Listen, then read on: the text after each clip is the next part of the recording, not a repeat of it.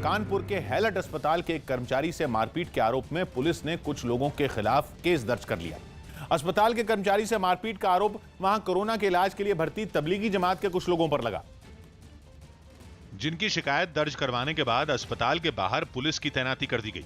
घटना से पहले का एक सीसीटीवी वीडियो भी सामने आया, जिसमें तबलीगी जमात से जुड़े कोरोना मरीज खाने पीने के सामान से भरे एक स्ट्रेचर के पास खड़े नजर आए। आरोप है कि यहीं पर बिरयानी और नॉनवेज खाने की मांग पर उनकी अस्पताल के कर्मचारियों से बहस हुई और एक कर्मचारी के साथ मारपीट भी की गई। वार्ड बॉय वो भागा है सीढ़ियों से अपनी जान बचा के, क्योंकि पता नहीं है क्या करने, फिर भी उसको 2-4 हाथ पड़ गया। अस्पताल प्रशासन की शिकायत पर पुलिस ने मामले में एफआईआर दर्ज कर ली। साथ ही यूपी सरकार ने अस्पताल में हुई इस घटना की कड़ी निंदा की। ये जो एजेंडा है, ये मानसिकता जो है कहीं से प्रेरित है और देश को ये देशद्रोही की श्रृंखला में आती है। हैलट अस्पताल के अलावा कानपुर के ही कांशीराम अस्पताल में भी कोरोना मरीजों के हंगामे की खबर सामने आई। आरोप है कि वहां भर्ती कुछ मरीजों ने अस्पताल से भागने की कोशिश की और रोके जाने पर उन्होंने वहां तोड़फोड़ कर दी। अस्पताल के एक वार्ड के दरवाजे का कांच टूटा नजर आया और फर्श पर खून के कुछ निशान भी दिखे। साथ ही रिसेप्शन के पास लगा बोर्ड भी जमीन पर गिरा दिखा। बताया गया कि कांशीराम अस्पताल में कोरोना के 65 मरीज भर्ती हैं, जिनमें 38 तबलीगी जमात से जुड़े हैं।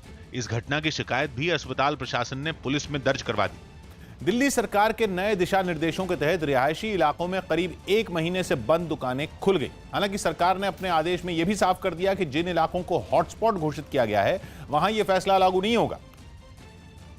लेकिन दिल्ली के जिन इलाकों में कोरोना का खतरा नहीं है, वहां गली मोहल्लों में जो दुकानें हैं वो खुल सकती हैं। इस फैसले का दिल्ली में असर भी दिखा। जो ये फैसला है दुकानें खुलने का, उससे कितनी राहत नजर आ रही है? सर राहत तो है ही, काम तो थोड़ा खुलना ही चाहिए, बस ये कि लोग सोशल डिस्टेंसिंग जरूर रखें। दिल्ली के शकरपुर इलाके में 1 महीने से बंद किताबों और मोबाइल फोन की दुकानें खुल गईं। कोरोना के खतरे को देखते हुए लोग सोशल डिस्टेंसिंग का भी पालन करते नजर आए। उन्होंने सभी अपने ग्राहकों से निवेदन किया है कि कोविड-19 को ध्यान में रखकर सोशल डिस्टेंसिंग का पालन करना है, जो बहुत ज़रूरी है।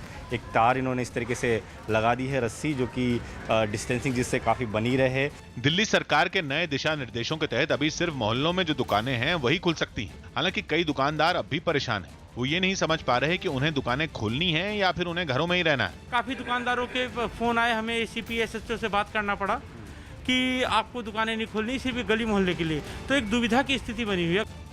दिल्ली सरकार के नए आदेश में साफ कहा गया है कि अभी सिर्फ रिहायशी इलाकों में जो दुकानें हैं वही खुलेंगी। हालांकि इस फैसले के साथ कुछ शर्तें भी जोड़ी गई हैं, जैसे दुकानदारों को सोशल डिस्टेंसिंग का पालन करना होगा। इसके अलावा रिहायशी इलाकों में जो सैलून और पार्लर हैं वो भी अगले आदेश तक नहीं खुल सकेंगे। इसी तरह शराब की दुकानों को भी दिल्ली सरकार ने छूट से बाहर रखा है। जो बड़े बाजार हैं वहां भी फिलहाल किसी तरह की कोई गतिविधि नहीं हो सकती। साथ ही सरकार ने साफ किया है कि यह फैसला उन इलाकों पर लागू नहीं होगा जो हॉटस्पॉट में आते हैं। चीन के हुनान में बिना ड्राइवर के चलने वाली टैक्सी की शुरुआत की गई। कोरोना वायरस की वजह से भले ही दुनिया के ज्यादातर देश ठप पड़े हों, लेकिन चीन में जिंदगी पटरी पर लौट रही। और वहां के हुनान प्रांत में तो ड्राइवर के बिना चलने वाली सेल्फ ड्राइविंग टैक्सी की भी शुरुआत हो गई। सामने आए वीडियो में एक महिला मोबाइल ऐप से टैक्सी को बुक करती नजर आई। थोड़ी देर में ही टैक्सी उसके पास पहुंच गई, जिसके बाद उसमें मौजूद एक कर्मचारी ने गाड़ी को सैनिटाइज किया और महिला के तापमान की जांच की। जांच के बाद महिला टैक्सी में सवार हो गई और जीपीएस तकनीक से लैस वो टैक्सी अपने आप ही सड़क पर चलने लगी। 心情还有一点忐忑，因为不知道就是无人驾驶到底是一种什么样的体验。 इसी तरह कुछ और लोग भी बिना ड्राइवर वाली इस टैक्सी की सवारी करते नजर आए। इस दौरान ये टैक्सी ट्रैफिक सिग्नल पर भी अपने आप रुकती दिखी। हालांकि यात्रियों की सुरक्षा के लिहाज से इस टैक्सी में फिलहाल एक कर्मचारी को भी तैनात किया गया है। लॉकडाउन के दौरान जरूरतमंद लोगों की मदद करने के लिए दिल्ली पुलिस ने गुरुद्वारा बंगला साहिब का शुक्रिया अदा किया और गुरुद्वारे की परिक्रमा की। मुश्किल की इस घड़ी में गुरुद्वारा बंगला साहिब लाखों गरीबों का सहारा बना और दिल्ली पुलिस ने इसी जज्बे को सलाम किया। लॉकडाउन के दौरान लाखों लोगों की सेवा करने की भावना को सम्मान देने के लिए दिल्ली पुलिस ने गुरुद्वारा बंगला साहिब की परिक्रमा की। पुलिस वालों ने अपनी गाड़ियों में बैठकर गुरुद्वारे के चारों ओर चक्कर लगाया और सायरन बजाकर यह संदेश दिया कि सभी को गुरुद्वारा बंगला साहिब से सीखना चाहिए। दिल्ली सिख गुरुद्वारा प्रबंधक कमेटी द्वारा रोजाना जरूरतमंदों को खाना खिलाया जा रहा है। साथ ही जो हेल्थ वर्कर हैं उनके भी रहने की अलग अलग गुरुद्वारे में व्यवस्था की जा रही है। दावा है कि गुरुद्वारे में रोजाना करीब 2 लाख लोगों के लिए खाना पकाया जाता है और दिल्ली सिख गुरुद्वारा प्रबंधक कमेटी के लोग दिन रात इस काम में जुटे रहते हैं। गुरुद्वारे पहुंचे दिल्ली पुलिस के अधिकारियों ने इस काम में भी मदद की और वहां सच्चे सेवा भाव से खाना बनाते नजर आए। जब से लॉकडाउन शुरू हुआ है इन्होंने बहुत बड़े नंबर्स में रोज सेवा की है और हम ये एक हमारी तरफ से छोटा सा जेस्चर है। गुरुद्वारा बंगला साहिब की तरफ से केवल लोगों को खाना ही नहीं खिलाया जा रहा, बल्कि अलग अलग गुरुद्वारों में स्वास्थ्य कर्मियों के रहने का इंतजाम भी किया गया है। कोरोना की जांच के लिए चीन से मंगाई गई रैपिड टेस्ट किट ICMR यानी Indian council of medical research को 145% मुनाफा वसूल कर बेची गई, जिसका पर्दाफाश दिल्ली हाई कोर्ट में सुनवाई के दौरान हुआ।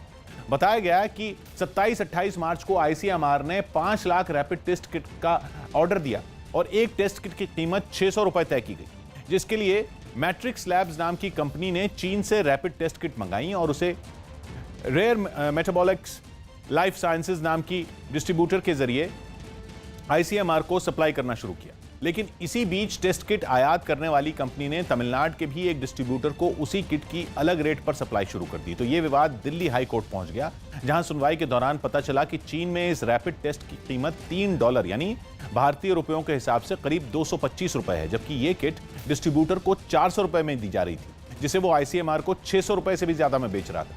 इस पर सख्ती दिखाते हुए कोर्ट ने टेस्ट किट के दाम में 33% कटौती का आदेश दिया। अब ये समझ आ रहा है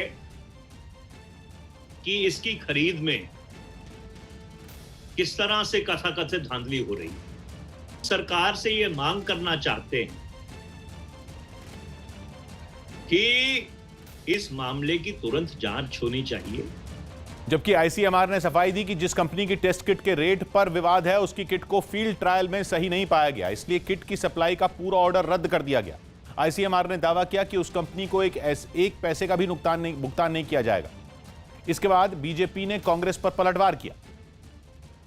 एक तरफ कहते हैं कि कोरोना का किट मंगाइए, उसकी ज्यादा टेस्टिंग कीजिए, और जब कोरोना का किट मंगाया जाता है तो उसके बारे में तरह तरह के आरोप गढ़ने का काम जो राहुल गांधी और कांग्रेस पार्टी कर रही है, ये दुर्भाग्यपूर्ण है।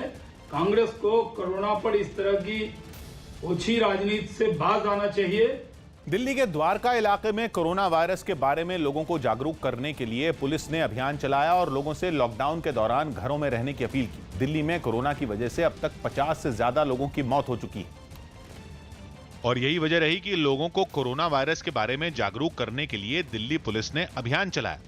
इस अभियान के तहत पुलिस के 4 जवान कोरोना वायरस की तरह दिखने वाला हेलमेट, सफेद रंग का सूट और मुंह पर मास्क लगाकर सड़क पर चलते दिखाई दिए, जबकि पुलिस के दूसरे जवान लाउडस्पीकर की मदद से लोगों से मास्क पहनने, लॉकडाउन के दौरान घरों में रहने और सोशल डिस्टेंसिंग का पालन करने की अपील करते रहे। कोरोना वायरस को मार भगाने में हमारी मदद करें। आप तमाम लोगों के सतत सहयोग से ही हम इस वायरस को हरा पाएंगे। इस बीच कोरोना वायरस की तरह दिखने वाला हेलमेट पहने पुलिस का एक जवान सड़क किनारे बने एक घर के बाहर पहुंच गया और हाथ के इशारे से वहां खड़े लोगों को घरों में जाने के लिए कहने लगा। कई लोगों के सामने पुलिस वालों ने हाथ जोड़कर उनसे लॉकडाउन का पालन करने की अपील की। इसका मेन मकसद ये है कि लोगों में कोरोना के प्रति जागरूकता रहे। इसी तरह इलाके की एक सड़क पर पुलिस के जवान हाथ जोड़कर वहां से गुजर रहे बाइक और कार सवार लोगों को कोरोना वायरस के बारे में समझाते दिखे और उनसे बेवजह घरों से बाहर नहीं निकलने की अपील की। मध्य प्रदेश के देवास में खाद्य विभाग के दफ्तर के बाहर राशन लेने के लिए लोग सोशल डिस्टेंसिंग यानी एक दूसरे से दूर रहने की बात भूल गए। कोरोना वायरस को फैलने से रोकने के लिए सरकार और प्रशासन की तरफ से सोशल डिस्टेंसिंग का पालन करने की लगातार अपील की जा रही है, लेकिन इसके बाद भी लोग सुधरने को तैयार नहीं। यही वजह रही कि शहर में मौजूद खाद्य विभाग के दफ्तर के बाहर राशन नहीं मिलने से परेशान लोगों की भीड़ जुट गई। कई लोग ऑफिस की सीढ़ियों पर एक दूसरे के बेहद नजदीक खड़े दिखाई दिए। हालांकि कोरोना वायरस से बचने के लिए वहां मौजूद ज्यादातर लोग मास्क और कपड़े की मदद से मुंह को ढके नजर आए। इस बीच न्यूज 18 की टीम ने खाद्य विभाग के एक अधिकारी से दफ्तर के बाहर लगी लोगों की भीड़ पर सवाल पूछा, लेकिन अधिकारी ने जवाब देने की जहमत नहीं उठाई। इतनी भीड़ लगी हुई है, इसके बारे में क्या बोल सकते हैं आप सर? लॉकडाउन के दौरान राशन नहीं मिलने से कई लोग वहां परेशान दिखे। लाइन में खड़ी एक महिला ने तो अधिकारियों पर कागज पूरे होने पर भी राशन नहीं देने का आरोप लगाया। बोला तो आधार कार्ड पे भी राशन मिलेगा, राशन कार्ड पे तो राशन नहीं मिल रहा, आधार कार्ड पे कब दे देंगे? इसी तरह एक आदमी ने अधिकारियों पर परेशान करने का आरोप लगाया। नगर निगम जाओ, नगर निगम से कहते बोले कलेक्टर ऑफिस में जाओ, कलेक्टर ऑफिस में बोले कहते इसमें राशन ही नहीं आया तुम्हारे नाम का। लॉकडाउन के दौरान 38 मछुआरे नाव के जरिए समुद्र के रास्ते चेन्नई से ओडिशा के गंजाम पहुंच गए। इन मछुआरों ने बताया कि खाने पीने और रहने की दिक्कतें खड़ी होने के बाद उन्होंने गांव लौटने के लिए करीब 2 लाख रुपए खर्च किए थे और इन पैसों से एक नाव खरीदी थी जिस पर सवार होकर ये मछुआरे समुद्र के रास्ते गंजाम पहुंचे। लॉकडाउन में सभी रास्ते बंद होने की वजह से उन्होंने ये रास्ता चुना और 5 दिन में गांव पहुंच सके। इन मछुआरों के वहां पहुंचने से पहले ही जिला प्रशासन की टीम वहां पहुंच गई, जिसमें शामिल कुछ कर्मचारियों ने इन मछुआरों से जुड़ी सभी जानकारियां जुटाई। 5 दिन में हमारा गांव को आया तो हमारा राशन डाल का आया था उधर से। गंजाम पहुंचे इन मछुआरों को एहतियात बरतते हुए 14 दिन के लिए क्वारंटीन भी कर दिया गया। हालांकि उनके खाने पीने का इंतजाम वहां किया गया। जिस जगह इन मछुआरों को रखा गया वहां पास में ही कुछ महिलाएं खाना बनाती नजर आईं, जिन्होंने कई पैकेट खाना बनाकर इन मछुआरों में बांटा। लॉकडाउन के बीच पश्चिम बंगाल के पूर्व वर्धमान में राशन नहीं मिलने से नाराज लोगों ने प्रदर्शन किया। प्रदर्शनकारियों ने आरोप लगाया कि राशन कार्ड होने के बावजूद उन्हें राशन नहीं दिया जा रहा और यही वजह रही कि काफी तादाद में जुटे लोगों ने खाद्य विभाग के दफ्तर के सामने जमकर हंगामा किया। हंगामे की जानकारी मिलते ही दफ्तर का मेन गेट बंद कर दिया गया। साथ ही वहां कई सुरक्षा कर्मियों को भी तैनात कर दिया गया, जिसके बाद कुछ प्रदर्शनकारी गेट के सामने ही धरने पर बैठ गए। कुछ देर बाद एक पुलिस वाला वहां पहुंचा और प्रदर्शनकारियों को समझाने की कोशिश करने लगा, लेकिन उनका गुस्सा शांत नहीं हुआ। प्रदर्शन के दौरान लोगों ने सोशल डिस्टेंसिंग का भी ध्यान नहीं रखा। हालांकि प्रदर्शन में शामिल ज्यादातर लोग मास्क और कपड़े से अपने मुंह को ढके नजर आए। चीन ने दावा किया कि जिस वुहान से कोरोना निकलकर पूरी दुनिया में फैला, वो वुहान शहर 3 महीने बाद कोरोना मुक्त हो गया है। चीन ने बताया कि वुहान में कोरोना का जो एक मरीज अस्पताल में भर्ती था वो भी ठीक हो गया है और उसे अस्पताल से छुट्टी दे दी गई है। चीन का ये दावा अगर सही है तो जिस वुहान से कोरोना पूरी दुनिया में फैला, उस वुहान में अब कोरोना का एक भी मरीज नहीं है। हालांकि चीन की तरफ से आई जानकारी में बताया गया कि वहां कोरोना के 3 नए मरीजों की पुष्टि की गई। दावा है कि चीन में कोरोना मरीजों की संख्या 89,000 के करीब पहुंच चुकी, जिनमें 77,000 से ज्यादा मरीज ठीक हो चुके। इसके अलावा दावा है कि चीन में कोरोना से अब तक मरने वाले मरीजों की संख्या 4,600 के पार पहुंच चुकी। अफ्रीकी देश सोमालिया की राजधानी मोगादिशु में पुलिस की सख्ती के खिलाफ हिंसा भड़क गई। कोरोना वायरस को फैलने से रोकने के लिए मोगादिशु में कर्फ्यू लगाया गया, लेकिन इसे लागू कराने के लिए एक पुलिसकर्मी ने फायरिंग कर दी थी, जिसमें 2 लोगों की मौत हो गई। जिसके बाद 2 दिन पहले राजधानी मोगादिशु में लोग सड़कों पर उतर आए और नारेबाजी करने लगे। उन्होंने टायरों में आग लगा दी, तोड़फोड़ और पत्थरबाजी भी की। पुरुषों के साथ महिलाएं और बच्चे भी इस हिंसक प्रदर्शन में नजर आए। लोगों का आरोप है कि कर्फ्यू लागू करने के नाम पर पुलिस उनके साथ ज्यादती करती है और शुक्रवार को तो एक पुलिसकर्मी ने फायरिंग ही कर दी थी, जिसमें 2 लोगों की मौत हो गई। लोगों में नाराजगी इस बात की भी है कि रमजान के महीने में शहर में कर्फ्यू लगा दिया गया है। dibadbaxan wuu soconayaa ilaa dawladda aan ka helno jawaab ma garatay waxaan rabnaa in nagala joojiyo bataatanba bandowga la sheegay xilliga 1 saac। Delhi में पालक की आड़ में अवैध शराब की तस्करी का चौंकाने वाला मामला सामने आया। मायापुरी इलाके में हुई इस कार्रवाई में पुलिस को 30 किलो पालक में छिपाकर रखी शराब की 27 बोतलें बरामद हुई। और ये शराब की बोतलें थैलों में ऐसे रखी गई थीं कि कोई भी धोखा खा जाए। पहली नजर में तो पुलिस को भी यही लगा कि थैलियों में पालक है। गश्त के दौरान पुलिस ने मायापुरी में एक आदमी को पकड़ा, जिसने स्कूटर पर 30 किलो पालक लादा हुआ था। पालक से भरी कई थैलियां उसने आगे रखी हुई थी और एक गट्ठर उसने पीछे बांधा हुआ था। पुलिस को जरा सी भी भनक नहीं थी कि इन थैलियों में शराब हो सकती है, लेकिन जब उसने तलाशी ली तो शराब की 1-2 नहीं, कुल 27 बोतलें उसके हाथ लगी। पालक के अंदर इसने दारू छुपा रखी है। देखो इधर से देखो, ये देखो निकाल बोतल, ये बोतल है इसके अंदर, ये रही। पुलिस ने बताया कि 30 किलो पालक की आड़ में अवैध शराब की 27 बोतलों की तस्करी की जा रही थी, लेकिन इससे पहले कि आरोपी कामयाब होता, पुलिस ने उसे दबोच लिया। ये देखो पालक का तो नाम ही ना हो रहा। इस मामले में स्कूटर सवार को गिरफ्तार कर पुलिस ने जांच शुरू कर दी। दिल्ली में कोरोना के हॉटस्पॉट बढ़ने के बाद कांग्रेस ने गली मोहल्लों में सैनिटाइजेशन अभियान शुरू कर दिया। इसकी कमान दिल्ली कांग्रेस के अध्यक्ष अनिल चौधरी ने खुद संभाली और सैनिटाइजेशन के लिए खास तौर पर तैयार कराए गए ट्रैक्टर लेकर गलियों में सैनिटाइजेशन करने निकल पड़े। देखिए, जो हमने ट्रैक्टर बनवाया है ये उन गलियों के लिए जिनकी जो चौड़ाई है 10 से 12 फीट की है। साथ ही दिल्ली कांग्रेस के दफ्तर से कार्यकर्ताओं को सैनिटाइजेशन की छोटी मशीनें देकर अलग अलग इलाकों के लिए रवाना किया गया। दिल्ली कांग्रेस ने कांग्रेस के सिपाही करेंगे कोरोना की धुलाई नाम से अभियान शुरू किया है। जहां तक सैनिटाइजेशन की मशीनें नहीं पहुंच पाती, वहां के लिए 280 वार्ड के लिए हर एक वार्ड के लिए एक मशीन का इंतजाम किया है, जिनकी मदद से तंग गलियों में केमिकल का छिड़काव शुरू कर दिया गया। इस दौरान कांग्रेस के कार्यकर्ता रिक्शों और रेडियो को भी सैनिटाइज करते नजर आए। गली मोहल्लों में जाके छोटे छोटे जहाँ 5 फुट की गलियां हैं वहाँ पे कमरों में जाके हम जाके सैनिटाइज करेंगे।